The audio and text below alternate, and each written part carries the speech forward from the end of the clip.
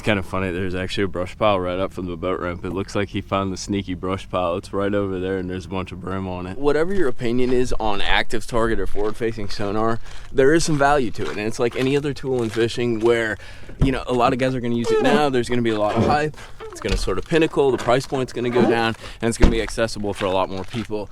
But what's interesting is I got kind of a multi-pronged approach when I'm actually using forward-facing sonar, especially during this time of year. Something that you're doing, moving, trying to get the bait to trying to get the fish to react, as well as a way to kind of pick them off, almost like flipping in deep water. And that's what I'm gonna take you out there to do right now.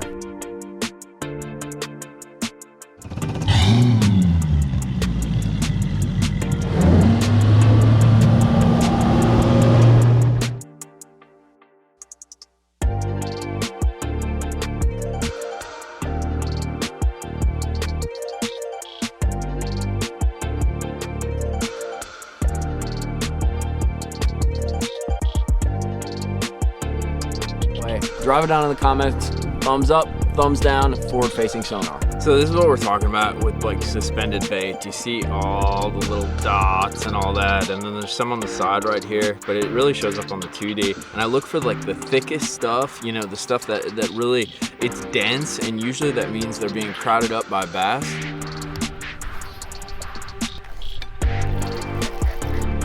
God, that time he freaking smoked it. Dude, I'm talking like I felt it all the way up the rod. He's a jumper, there ain't no doubt, and it hooks him every time. That's the best part, dude. Even when you don't get the best hook set in them, kind of like what happened right there.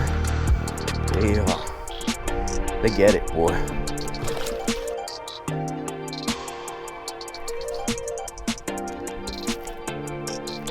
The old Saltman special, baby. Just fishing bait clouds, and the hair jig's a perfect tool. But you gotta kind of cast around. It's a lot more like fishing versus like fishing a spot kind of deal. You gotta find where those little schools of fish are set up, and then you find these guys. Thank you. How about it?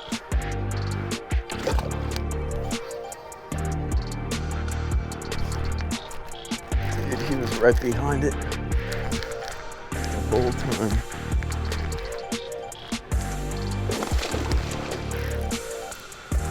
Followed it all the way. There's the spot. Whoa. The bigs eat it, and the way they eat it is just, it's violent, and they chomp it. Like, I don't know how to explain it. Like, I love my little Gambler JTK hair jig, and it has its place, but there's just something about this guy that they absolutely cannot handle, dude. Like that 6-pounder right there, he can't handle the old Harry Berry. That's what we should start calling it. Harry Berry, back you go. Yeah, we talked about this setup right here. Let me show it to you real quick. It is my XD3. It's a 7.3 medium.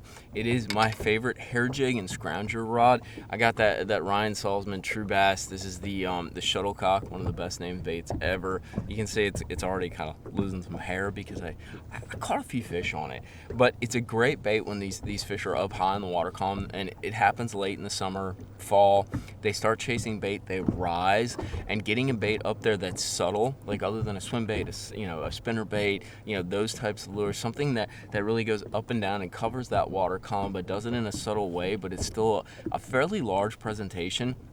The hair jig is key. I got it set up with 12-pound fluorocarbon. I go as light as I possibly can. The only reason to go heavier is bigger fish, or if you're trying to slow the fall of bait, I might go up to 15. But I really think that lighter line really provides that gliding fall that you're looking for. And it's a 7.2 a Shimano SLX. So you want a higher speed reel, because what you're basically doing is you're doing one of these. Fast, it kind of rides up, and then you're letting it pendulum back down, and the bites are usually pretty quick. It's like a click or the rod loads up, so you want to be able to pick up that line pretty quick. I'd venture to maybe try, if all you have is like an 8-speed reel, that's probably fine. You want to slow down your reel ins, your kind of your retrieve, but that 7 just seems to be the right speed. Not too slow, not too fast, just a perfect blend of picking up line, fishing it, correct retrieve, but you can catch up the fish when they snatch it too. So that's the kind of stuff that interests me right there. So there's something on the bottom. I don't know if it's a block or whatever. There is a giant bass.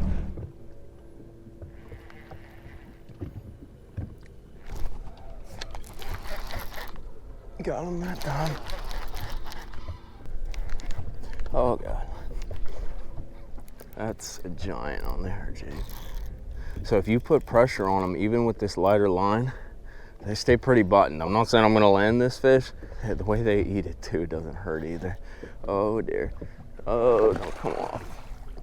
I can use that lighter line and not be so worried about it. Come here. You're not ready yet? Okay, that's cool too, bro. We can just hang out. Don't do it, don't do it. Come here. Got you. How about it? 6.5, 7 pounder. Making it happen, boys. Dude, that is a beaut, dude. Look at that thing. It's the ball special, boys. All right. See you later, homie.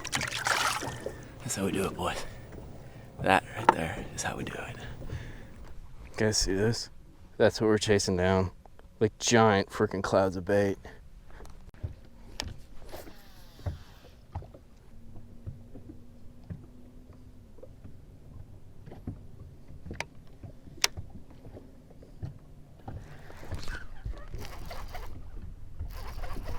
Dude, I watched him eat it.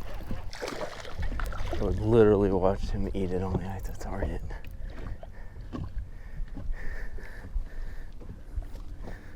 He's barely hooked, but I gotcha.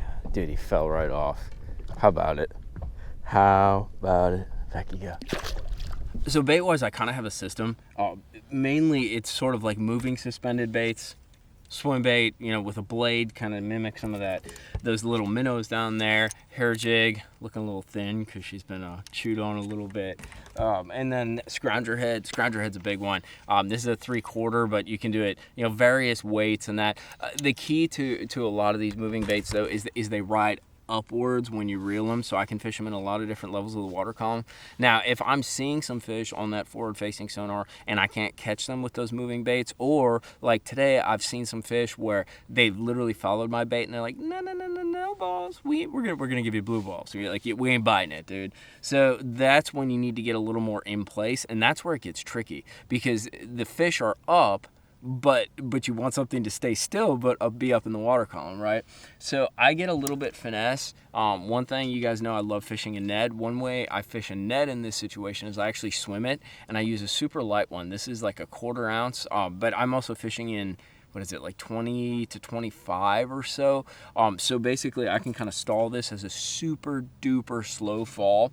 And then the other guy is, of course, a dropped or shotter, just like that. I can get that down, but since it's elevated on a leader, I can keep it off the bottom. And then the other guy, this is kind of a sneaky one. I actually pitched this one to 2 fish that I see on the graph. It's a big neko rig. Now we have big fish around, so it's a big old trick worm, but I use a little lighter weight. I think it's an 1/8 ounce or a 3/16. Now, might not sound super light, but for 20 to 25 feet of water, it's a big profile. I can see it go down on the forward-facing sonar, and then I can just kind of keep it up and elevate it, and it'll kind of slowly fall. And it's just a way to get real precise. We caught one big one on this guy today. So it's a sneaky way to kind of present something big that's usually on the bottom, but you just keep it elevated.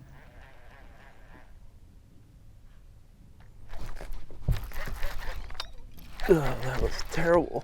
Hook set, but I think I got the little snatchers, and I probably put about 5 nicks in my line. Dude, the hair jig with these bait balls is the deal. I have no idea how big this fish is. Oh yeah, that's the one we're looking for. That'll put us at like almost 30. Don't come off. Come here. Oh dear, you're not hooked very well, and your friends are down there. We have to go get more. Dude, look how fat that joker is, dude. That right there is what we're looking for.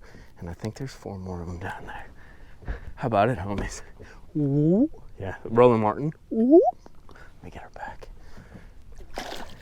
Bros and broettes, Mother Nature is not a fan of the Dirty 30. She wrapped this thing up on her own. So it got all sunny out, and then that guy showed up right there. And I saw some lightning, so we're not gonna chance it. We're gonna wrap this thing up. Whatever you think of forward-facing sonar, get a hair jig.